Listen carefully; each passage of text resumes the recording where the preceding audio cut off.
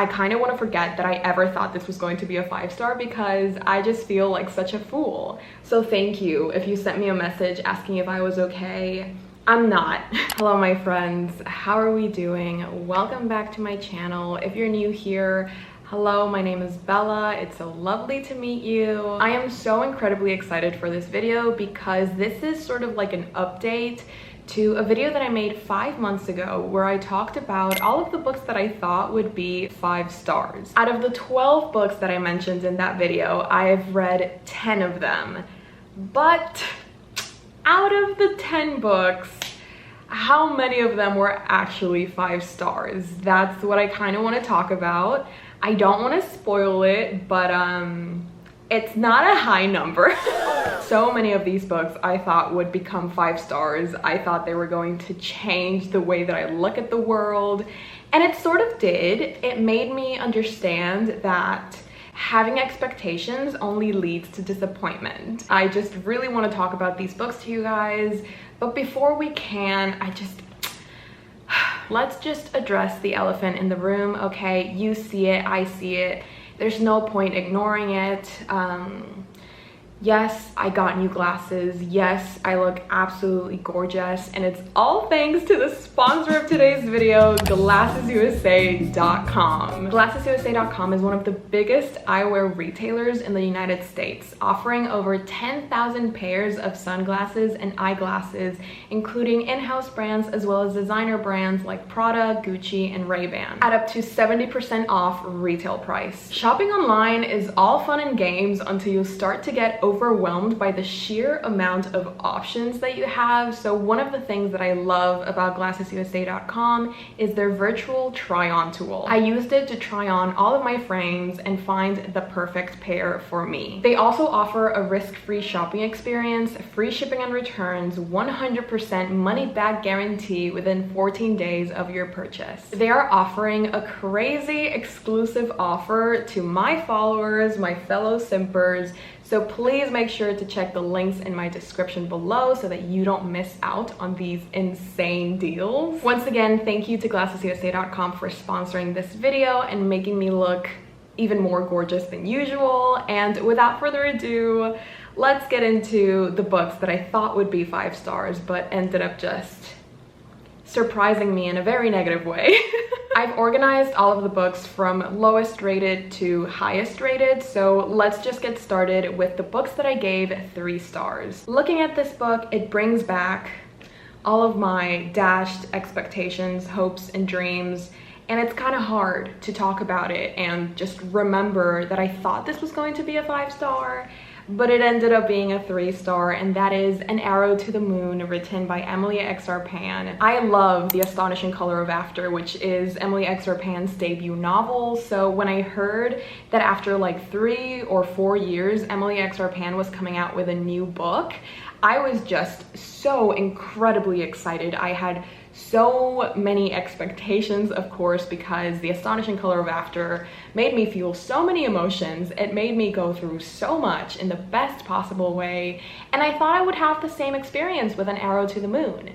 But I didn't. The writing is probably the best part of this book, but for most of it, I was just bored. And I am so sorry. Like, there is no one more upset by that than me. I really thought we were going to get this whimsical, dreamy sort of story because this is a take on Romeo and Juliet mixed in with Chinese mythology. So it's just, the descriptions were giving so much, but I ended up receiving none of that. I think the idea of this book was a lot better than its execution, and that's just kind of heartbreaking. I think the author was trying to do a lot of things at the same time, and it just became this sort of convoluted story where there are too many voices, there's too many characters trying to say so many things at the same time, and it just kind of fell flat for me. So yes, An Arrow to the Moon is the first victim of this video. I was so disappointed when I had to rate Conversations with Friends by Sally Rooney 3 stars. Like, how can you go from Normal People, one of my favorite books of the year, to then Conversations with Friends? Like, what were you thinking? what happened up here? I don't get it. I'm not a big fan of cheating stories, and this is based on a girl who starts a relationship with a married man, and they're sort of like a friend group, like the husband and the wife and these two girls that just go into this new activity. The writing is still very much Sally Rooney, but I wouldn't be surprised if we found out that this was ghost written. Like, it just didn't feel the same. Sorry, there's an airplane coming. I think it's Sally Rooney and she's about to smack me in the face. It was very lackluster. I'm so sorry. Actually, I'm not. These are my opinions. If you love this book, I'm so happy for you. If you love any of the books that I'm about to mention, please don't feel like I'm personally attacking you. I'm so happy you had a wonderful experience with these books, but I didn't. I kind of want to forget that I ever thought this was going to be a 5-star because I just feel like such a fool for thinking that this was going to be something, but it wasn't. So yeah. This next book is a very recent disappointment. It kind of still hurts, and talking about it is like throwing salt on the wound. So I'm gonna try and get it over with as quickly as I can. Long Live the Pumpkin Queen by Shay Earnshaw. I've been waiting for this book since I first heard of it, I think in February. Like, the hype that I myself put into this book. I was recommending it to everyone. Well, not recommending it. I was like hyping it up to everyone. I was like, this is going to be so good. Oh my God, Sally finally getting the spotlight that she deserves. She's such an angel. She's such a queen. And we're finally going to get a story from her point of view. And the nightmare doesn't end after Christmas. You're right. This whole book was a nightmare, and not in a good way. You know, sometimes you get those nightmares that are like really creative and very unique, and you're kind of like, wow, I can't believe my brain just came up with that. But this nightmare, it was just so disappointing. Sally comes off as this two-dimensional, very superficial, nothing there kind of character, and that's not what I was looking for. I was looking for a complex character. The politics of Halloween Town, because of course Sally has just become the Pumpkin Queen after marrying Jack, and I just was so extremely bored reading Long Live the Pumpkin Queen. You know those children's corners and libraries where there's this one person reading out loud to everyone, and she's exaggerating every noise and every word, and she's like really acting it up. I feel like this is that kind of book. It just feels like it's very juvenile, but not in a good way. Middle grade books are fantastic. I've read so many different types, and this one just feels kind of like a joke. It feels like fanfic. Not in the good way, because obviously, again, there are some incredible fanfics, and this one is just not one of them. I don't know, like nothing was really fleshed out. It was more like the author took elements from the movie and she was like, okay, if I mention it, I'm probably going to get a 5-star. But that is not the case. I'm like really hurt about this because I really wanted to love this. And I kind of hate that I'm hating on this book, but at the same time, I have to be honest with you guys. Like, I don't want to sugarcoat anything. The only good thing we can take away from this book is the cover. And that's about it. Like, we don't even have any good quotes. We don't have any good moments. I just kind of want to pretend that I never read this.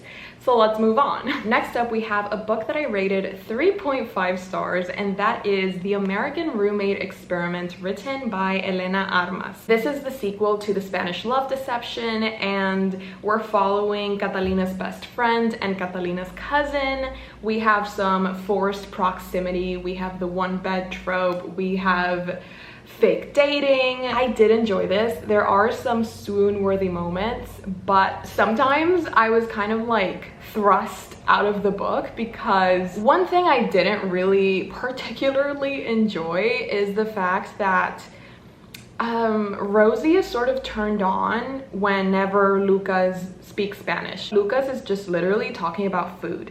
He said dulce de leche, and she's like, oh my God, I need to write you right now. Like, oh my God, that is the sexiest thing you've ever said. I did mention this in a video, and a lot of people commented that usually Spanish is overly fetishized in books, And I never actually thought of it that way, but you're so right. Like, whoever said that, every single one of you, you're so right.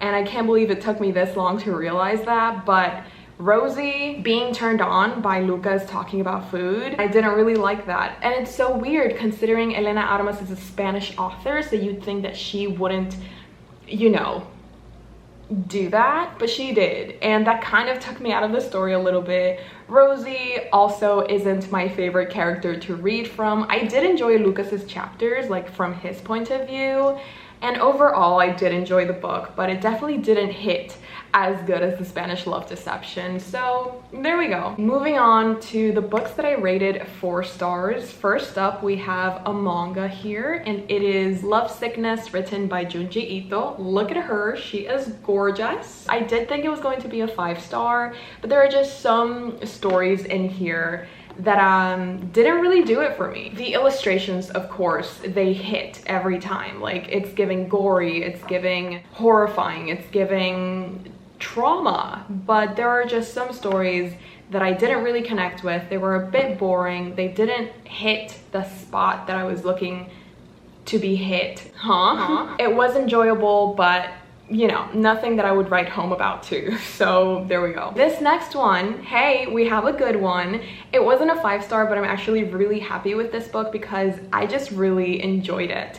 And the only reason that I didn't give it 5 stars is because it relies a lot on politics, and there are just pages where the characters are just discussing politics and going on and on about the same thing. A few times here and there is okay, but there are just whole sections where it's just politics, and I'm like, I didn't sign up for this, but it's okay to some extent. So I still ended up giving this 4 stars because there are some moments that are so beautiful. There are some lines and some character interactions that just really hit home for me. So I ended up giving Beautiful World, Where Are You by Sally Rooney 4 out of 5 stars. It just had some really beautiful writing, and I had such a wonderful time reading it. So even though it wasn't a 5-star, I'm still really happy with it. I would recommend this one to anybody. The next book is a romance one, and it is by Mariana Zapata, The Wall of Winnipeg and Me. This is a chunker of a bad boy. This has 665 pages. Even though it's pretty long, I ended up finishing it in 2 days because I was just so invested in the story and the characters. I think something that Mariana Zapata does very well is that she doesn't only use the romance tropes that we have grown to know and love, but she sort of makes them her own, and the little twists that she gives them are just very fun to read about. So I think that's why it's so easy to read Mariana Zapata, because it's just so fun. It was pretty big, and I feel like sometimes it dragged, but if you're a fan of Mariana Zapata, then you know that she's sort of the queen of slow burn romance. She takes slow to a whole other dimension, but I'm okay with it. Then we have another Mariana Zapata book, and that is Dear Aaron. I ended up giving this 4.5 stars. This is a story between a girl and a boy. The boy is in the military, and their relationship starts through emails and letters and instant messaging. Like, the first half of the book is just formatted into text and emails, and it's just a really wonderful relationship to see blooming. And when they finally meet, you can tell because I tabbed it. Like, the tabs begin when they meet, and I really enjoyed it. Not much else to say. Yeah, romance, I'm there for it. This is the moment that we've all been waiting for. The books that I actually ended up giving 5 stars. And out of the 10 books that I read, there's only 2. But I'm really, really happy. Like, I could not be happier with these 2 books because they just remade me. Like, I'm a whole different person after reading these books, and I will never see literature the same way again. They mean so much to me. I cried, I laughed, I sobbed, I was euphoric, I was joyful, I was joyless, It's just a combination of every single human emotion that you could ever think of. These two books made me feel. The first book that I gave 5 stars is Book Lovers by Emily Henry. Emily Henry has written People We Meet on Vacation, which is also a favorite book of mine, and she's also written Beach Read, so she definitely has like a good selection of books on her roster, but this is her most recent addition to her works.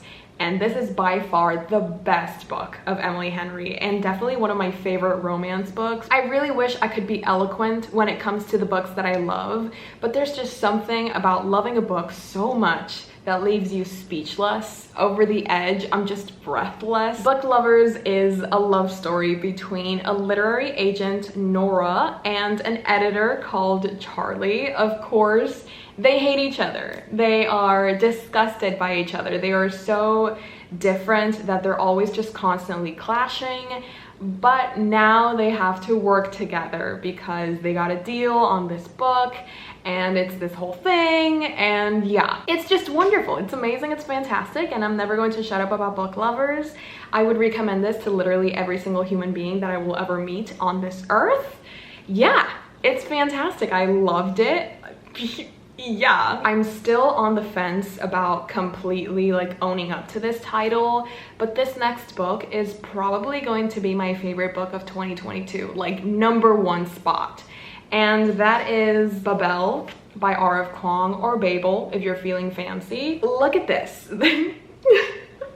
This is actually insanity. This is actually a clear representation of derangement and unhingedness. I have never felt such a wide array of feelings reading one book. This sort of rewired my brain chemistry, and I am no longer the same person that I was after reading Babel or Babel. I will literally never be able to fully express how much this book means to me and how good it is. Like, good is the understatement of the year, understatement of the century. Words are failing me right now as we speak. I can feel my brain shutting down, which is always good. It's a fun feeling. There is just so much to love about this book, and there's so much to cry over. There is so much to laugh and enjoy and love and treasure. This, ladies and gentlemen, is just the gem, the crowning jewel of this video. Of all of the books that I thought would be 5 stars, this is the one that is most deserving of that title. Babel by R.F. Kuang, 5 out of 5, so well deserved stars. Those are most of the books that I thought would be 5 stars. The only other 2 that I'm missing are the biggest ones, which are Chain of Iron by Cassandra Clare and Crescent City 2 by Sarah J. Maas. I'm hopefully going to be reading them before the year ends. These are all of the books, or at least most of the books that I thought would be 5 stars. Look at them. Let's enjoy the glory of holding so many wonderful books together, except the ones in the bottom. Let me know which books were most disappointing to you to find out that I did not give them 5 stars.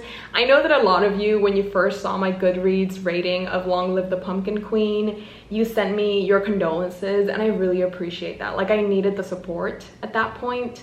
So thank you if you sent me a message asking if I was okay. I'm not. But I will be. Thank you so much for watching. Please like and subscribe if you have the time. It's free. If you're looking for a non-free option, I also have a Patreon, exclusive content, exclusive vlogs, you name it. Thank you so much for watching. I hope you enjoyed, and thank you to GlassesUSA.com for sponsoring this video. I'll see you next time. Bye. Hey Jimmy, you nice. Keep going.